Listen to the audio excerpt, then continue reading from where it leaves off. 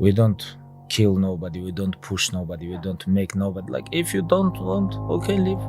There comes a day where push comes to shove. Where being mediocre, being like average and just burns and sucks so much. Used to doing this. Get in your car, sit down, drive to the office, sit down, go to the lunch, sit down, go to the board meeting, sit down, get in your car on the way home, sit down, get home in front of the TV, sit down, then go to the gym, off. And at 24 years old, knowing when I'm 50 years old, I can reflect on this and think about what guy I never became. We don't kill nobody, we don't push nobody, we don't make nobody. Like, if you don't want, okay, leave.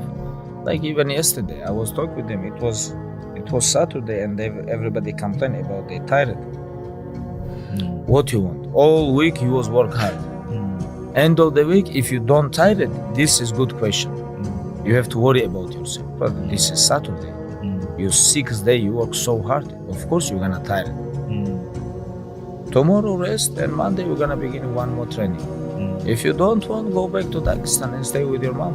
She's gonna give you every day good breakfast. You don't do nothing. Stay there. But if you come here, don't complain. You wanna become best. You wanna become champion. And now you wanna say like you're tired? Who cares? You're tired or not? Nobody cares about you. Even you, if you're gonna watch fight, you just watch fight. They walk out inside the cage, they fight, and they leave. You don't know what happened behind the scenes.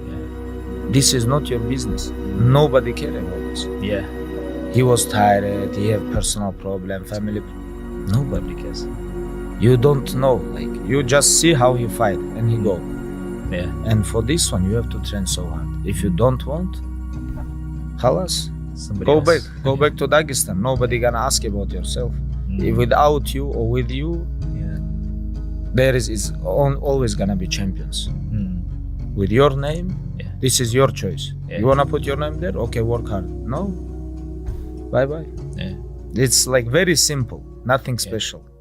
There comes a day, man. Everyone's gonna have this day. There comes a day where being average, being mediocre is just sickening to you. It's just sickening. It makes you want to throw up. Because you've seen people with far less talent than you. As you're growing up with them, their childhood buddies, whatever else, they didn't have what you had. Yet now they're become something that you haven't.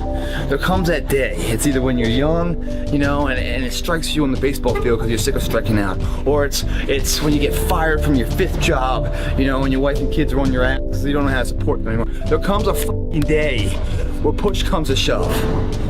Where being mediocre, being like average and just burns and sucks so much. You can't deal with it one more day. And you get off your ass and you create something that's always been there. It's always been inside of you trying to come out. But you've never wanted to unwrap it because it's too much pain and commitment. You were scared you were gonna fail. You were scared if you started, you never finish it. You didn't want to tell anyone about it. You knew it was there, but you never wanted to embark on it. Until something hits. You get fired or somebody else gets success, remind you of what you could have been. And then the spark is born. And no matter what happens, I'm never gonna be in this boat again. And you get up and you go, even if it gets knocked down, you just keep going, you're a wild man. And life has never been so sweet. That can happen at an early age, it can happen at a later age. It's gonna happen to somebody no matter what, it's gonna happen to you. And when it does happen to you, thank your lucky stars that finally you're alive. It's time to unwrap the potential you can be. Superior, man. It's within you. It's within every single one of us. And the people that have risen to that level were no different than any one of us. It's just that they believed it and they're willing to work their ass off to get it. It wasn't about the potential. It wasn't about the genetics. It was about the perseverance. And it was about being the hardest worker in the room. That's what got them there. And it didn't happen overnight. They got knocked down more than they ever stood up. But they kept going and kept going and kept going and kept going, because what else is the alternative? To be average again. That sucks, man. And it really sucks when you've tasted success at one point in your life. Stop running from the potential of what you can be, guys. It's inside of you. It's always been there. Grab a buddy of yours. Say, man, me and you are gonna do this together. And you're gonna be on my ass if I start slacking. I'm gonna be on your ass if I start slacking. And I'll never accept mediocre again. I'm always gonna give it my 110%. That's the only thing I can ever say a solid day's work. That's all that will ever find peace in. If you guys do not do that, I promise you, your life will haunt you for the rest of your days. If there's potential inside of you, which you know it's there, but you're too scared to tell anyone else about it, and you go on and on, get older and older and older and older, and the windows of opportunity start to close, and you knew it could have been given birth to, but you never did it, I promise you, it will haunt you. It'll be more, it's a living nightmare, dude. That fact that you had the ability to do something and you're too weak to turn the key and start the engine on it is a greater disappointment and a greater burden to carry than any of this physical sweat equity or pain in the gym or sacrifice. All that is just nothing compared to a life where you're burdened by regret, guys. Hope you guys get what I'm saying. I'm telling you what, man, once you get it, come on over this side of the fence, you don't see problems anymore, man. You see situations. You see possibilities. And you can't wait to get them started, man. You're like, why did I wait so long to engage? It doesn't matter about the past. It's today. What are we doing today? What are we going to engage now? And once we engage, we commit. There's no half commitment. There's no quarter commitment. There's no three-quarter. It's full commitment. Once we engage, it's every day we engage. Because that's the better life. And the people you surround yourself are like-minded. And they're better friends. Friends and family for life, man. They have your back. They're solid individuals doing solid tasks, leaving a solid impact of legacy for other people. That's a solid life, man. It's your option, though. What are you gonna do? There's been many days where I didn't want to work out. I just didn't feel like I had the energy, and I just forced myself. And I think there's very few people out there that know how to force themselves. That's a learned. Yeah. That's a learned skill. It's that kind of discipline and focus. You have to have like real rigid requirements of yourself, where you don't allow yourself to back out of things, and you don't allow yourself to slack off. And I don't think people put those kind of requirements on themselves as if it's it is a daily principle of life, like what you must get done.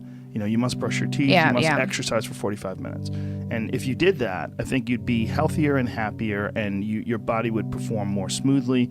And if you require your body to do things like that, I think it rises to the occasion. There are very few people that have that kind of discipline. So because of that, they come up with excuses. And excuses are a giant part of the problem. It's not simply a physical health issue. There's also mental aspects of it, and discipline's a big one. I just know way too many people who are weak mentally.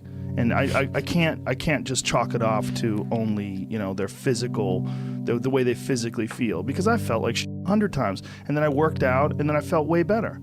Yeah, it's just a fact of life. That's real. You know, you just gotta.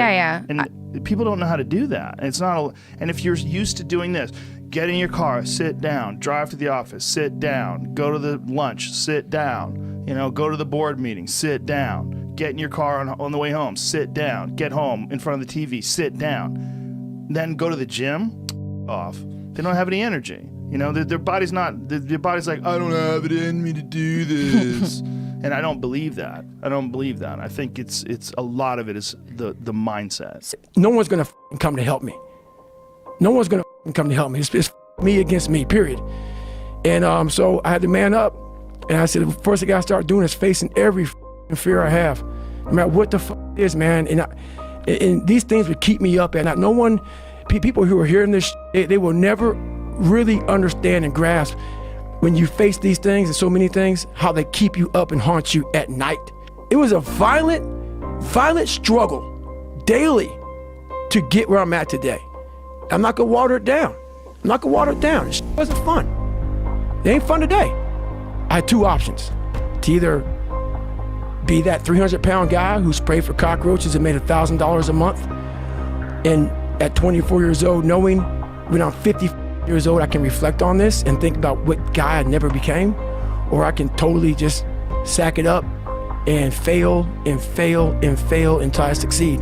I quit my job left my canister in that restaurant, my spray canister, got back in my Ecolab truck, and I went home. And I started working out like somebody. I became the most obsessed person on the planet Earth. And I was basically, I had to invent a guy that didn't exist.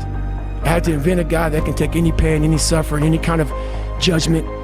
I had to build this callous mind, and I built it through suffering. I built it through downright just crushing myself. If it was raining outside at 3 o'clock in the fucking morning, if it was snowing, the first instinct is don't go out there and do shit. My instinct was, we gotta go out there. Anything that was horrible in my life that I would normally say no, that was inhumane to most people, I had to go do it. I didn't have a come wake me up at 3 o'clock in the fucking morning and say, hey, you gotta get your shit in. I had no trainer. I didn't have a nutritionist. It was this self-discipline that I had to survive, to not survive, I was weak, to thrive. No one said, hey man, you're 297 pounds, man. I'm gonna help you out. I'm gonna help, hey man, you're not smart. I'm gonna help you out. I had to work at all this. I had to overcome, and it self-disciplines everything. And if you don't have it, I don't look at you right, because I know you're capable of more. It's not discipline so much for me. It's all on you. It's all on you. The self part is what's big. We need someone to hold people accountable. Yeah, man. We count on people too much to get us through and we look to our right, we look to our left, we're looking for help. And if you can build that self, you can build that total accountability in oneself. And it's not about being selfish. I'm trying to create a better me, so hopefully people who are hearing this are taking it the right way, can say, I can run a mile. It ain't about running 205 miles, doing 4 hours, being in the city. It ain't about all that shit. It doesn't matter. I want you to see how far you can go. And that's all it's about, yourself. And that's where it all comes from.